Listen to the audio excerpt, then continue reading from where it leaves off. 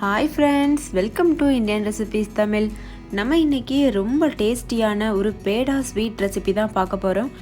அதுவும் அடுப்பை ஆன் பண்ணாமையே ரொம்ப சூப்பராக வெறும் 2 பொருள் வச்சு இந்த ஸ்வீட் ரெசிபி பண்ணியிருக்கோம்.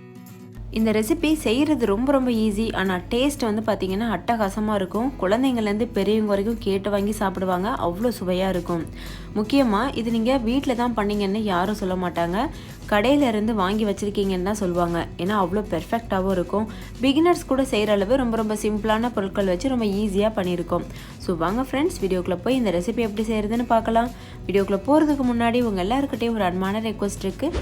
நம்ம சேனல் இந்தியன் ரெசிபீஸ் தமிழில் ஃபஸ்ட் டைம் பார்க்குற நண்பர்கள் இந்த வீடியோவுக்கு கீழே இருக்க ரெட் கலர் சப்ஸ்கிரைப் பண்ண கிளிக் பண்ணி சப்ஸ்கிரைப் பண்ணுங்கள். பக்கத்தில் இருக்க பெல் சிம்லையும் கிளிக் பண்ணுங்கள்.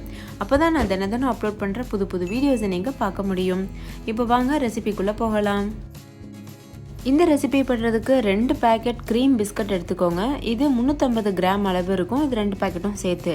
நான் இன்றைக்கி ஓரியோ க்ரீம் பிஸ்கட் எடுத்திருக்கேன். அதுலேயும் சாக்லேட் ஃப்ளேவராக பார்த்து எடுத்துக்கோங்க. நீங்கள் பவுர்போன், ஹைட் அண்ட் சீக் இந்த மாதிரி பிஸ்கட்ஸ் கூட யூஸ் பண்ணலாம். ஆனால் க்ரீம் பிஸ்கட்டாக பார்த்து எடுத்துக்கோங்க. அப்போ தான் சுவை ரொம்ப கூடுதலாக இருக்கும்.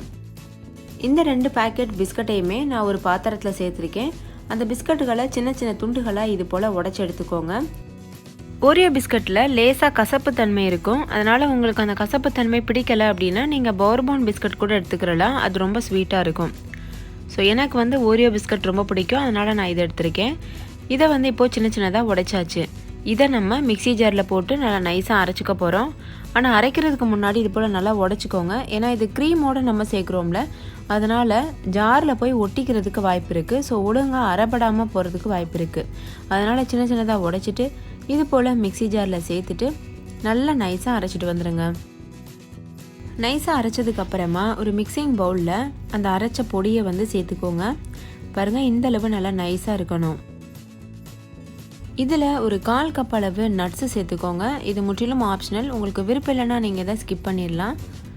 இது கூடவே ஒரு 2 டேபிள் ஸ்பூன் அளவு பால் பவுடர் சேர்த்துக்கோங்க. இதுவும் ஆப்ஷனல். வேணான்னா நீங்கள் ஸ்கிப் பண்ணிடலாம். ஃப்ளேவருக்காக கொஞ்சம் போல் ஏலக்காய் தூள் சேர்த்துட்டு நல்லா வந்து இதை மிக்ஸ் பண்ணிக்கோங்க. பாருங்கள், இந்த மாதிரி ஃபஸ்ட்டு வந்து கை வச்சு நல்லா மிக்ஸ் பண்ணிக்கோங்க.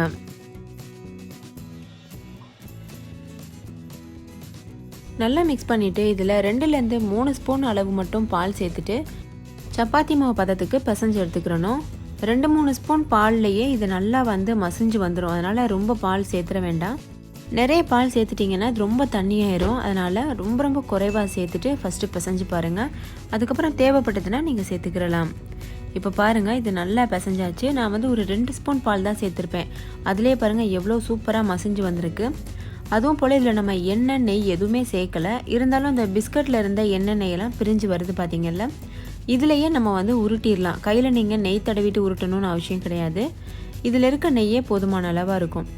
சின்னதாக நம்ம வந்து பால் பேடா செய்யும்போது எடுத்து உருட்டுவோம்ல, அந்த மாதிரி சின்னதாக எடுத்துகிட்டு கையில் வச்சு நல்லா உருட்டிடுங்க. உருட்டிட்டு லேசாக ப்ரெஸ் பண்ணிடுங்க. ஒரே அளவாக இருக்க மாதிரி பார்த்துக்கோங்க. அப்போ தான் பார்க்குறதுக்கும் ரொம்ப அழகாக இருக்கும். அவ்வளோதான் ஃப்ரெண்ட்ஸ், நம்மளோட பால் பேடா தயாராகிடுச்சு. இதை அடுத்து நம்ம டெக்கரேஷன் பண்ணி சர்வ் பண்ண வேண்டியதான். ஸோ நான் சொன்னது போல் உங்களுக்கு 2 பொருள் தான். இந்த பிஸ்கட்டும் பாலும் மட்டும் வச்சே நீங்கள் பண்ணலாம். பால் பவுடரும் நட்ஸும் ஆப்ஷனல் தான். உங்களுக்கு விருப்பம் இருந்தால் மட்டும் சேர்த்துக்கோங்க. நான் வீடியோவில் பார்க்க ரொம்ப அழகாக இருக்குன்றதுக்காக நட்ஸ்லாம் சேர்த்து பண்ணியிருக்கேன். நீங்கள் வீட்டுக்காக பண்ணுறீங்கன்னா நார்மலாக வந்து பிஸ்கட்டும் பாலும் மட்டும் வச்சு பண்ணி பாருங்கள். டேஸ்ட் அட்டகாசமாக இருக்கும். இப்போ இதில் இது போல் சில்வர் லீவ்ஸ்னு கடையில் கிடைக்கும். நம்ம வந்து பேக்கரியில் இருக்கக்கூடிய ஸ்வீட்லலாம் ஒட்டியிருப்பாங்க பார்த்தீங்கல்ல, அந்த இது தான் இது. இதை வந்து மேலாப்பில் கொஞ்சமாக ஒட்டிட்டு நம்ம வந்து சர்வ் பண்ண போகிறோம். பார்க்குறதுக்கு கொஞ்சம் அழகாக இருக்கும். அதே சமயம் கடையில் வாங்கி வச்ச ஸ்வீட் மாதிரி இருக்கும். அதுக்காக இது பண்ணுறோம். இது முற்றிலும் ஆப்ஷனல். உங்களுக்கு விருப்பம் இருந்தால் மட்டும் இந்த சில்வர் லீவ்ஸ் வந்து நீங்கள் ஒட்டிக்கோங்க. பாருங்கள், அந்த மாதிரி. இது வந்து ரொம்ப டெலிகேட்டடாக இருக்கும். கையிலலாம் ரொம்ப ஒட்டும். அதனால் பார்த்து பத்திரமா யூஸ் பண்ணணும். இப்போ இதே போல் எல்லா பேடாலையுமே ஒட்டிட்டு நம்ம சர்வ் பண்ணலாம். அவ்வளோதான் ஃப்ரெண்ட்ஸ், நம்மளுடைய ஸ்வீட்டான ரெசிபி சூப்பராக தயாராகிருச்சு. நீங்கள் கண்டிப்பாக ட்ரை பண்ணி பாருங்கள். இந்த ரெசிபி உங்கள் எல்லாருக்கும் ரொம்ப பிடிச்சிருக்கும்னு நம்புகிறேன். பிடிச்சிருந்தா லைக் பண்ணுங்கள். உங்கள் ஃப்ரெண்ட்ஸ் கூட நிறைய ஷேர் பண்ணுங்கள். அப்போ தான் அவங்களும் பார்த்து பயன்பெற முடியும். இன்னொரு சூப்பரான ரெசிபியோடு நான் உங்களை சந்திக்கிறேன். அதுக்கு முன்னாடி உங்கள் எல்லாருக்கிட்டையும் ஒரு அன்பான ரெக்வஸ்ட் இருக்குது.